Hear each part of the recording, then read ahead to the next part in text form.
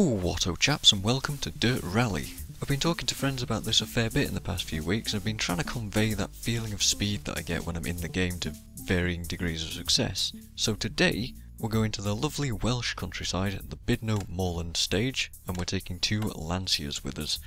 On the top left screen is going to be the Lancia Fulvia, a front-wheel drive car from the 1960s and one of the very first you can drive in the career-like mode.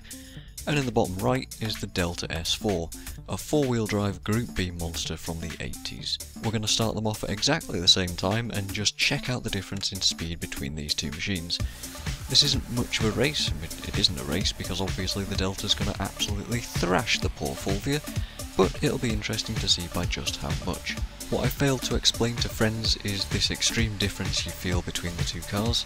Just watching single videos, it's kind of hard to compare the differences, so hopefully this side-by-side will help. So here we go, off the line immediately you can see the giant difference in speed that the Delta has over the Fulvia. We're already around the first slight corner and the Fulvia is just barely pulling up to it. So without even paying any attention really, you've already noticed that there's a giant difference in speed. However, you get a much better perception of this when you're in the driver view. So I'll link in the description to another copy of this video that's unlisted to basically this exact same thing but in driver view, and I'll link it at the end of the video too. Just messing up this square left here on this Delta. The Fulvia is still nowhere near this point. Poor thing. I don't really know what I'm doing in front-wheel drive cars, as you'll probably tell, but it doesn't help at all that they struggle when you lose any kind of momentum in them. So that hill section there was just awful, because I'd lost all of my speed coming into it. I imagine there's some kind of technique involving Scandinavian flicks that I'm just not getting. You'll see during this downhill section in the Fulvia that I kinda get it here and there, but I don't pull it off consistently, and that's my problem. However, if anyone does have any tips, then I'm more than willing to listen, because I am not very good at this game. I do drive with all the assists off, but I'm not terribly consistent. It's a hell of a lot of fun though. Sounds, by the way, you'll have been listening to the Delta S4 this entire time. Maybe I'll give a section of the Fulvia at some point.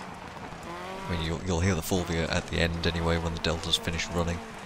They're really satisfying sounds. The sound design in this game is just really well done, and I love how everything sounds, but we're looking at chase camera right now because if I were to be in cockpit view I'd have to be talking over the co-driver, and that's really important to be listening to.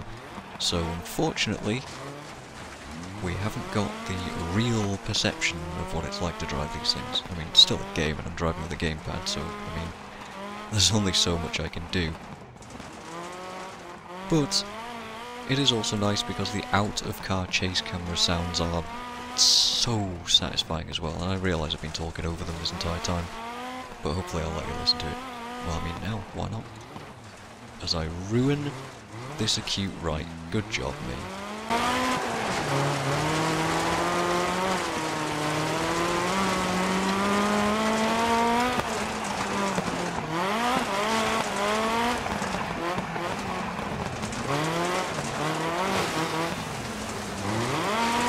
Losing all my momentum through that water splash there, not quite doing it right in the Delta. As we charge towards the line, and there we go, 304. Now, onto the Fulvia as I come up to that acute right that I messed up so badly before. Still doing a pretty terrible job, but I don't think that bad overall.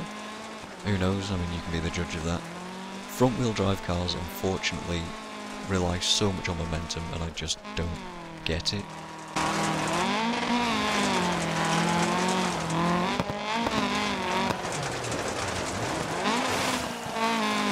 It's also a bit of a heavy beast, and not having four-wheel drive, you'll see that the acceleration is just not there.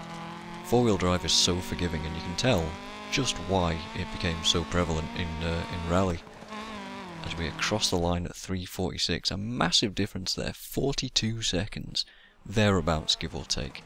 But there you go, that's about all I have to say.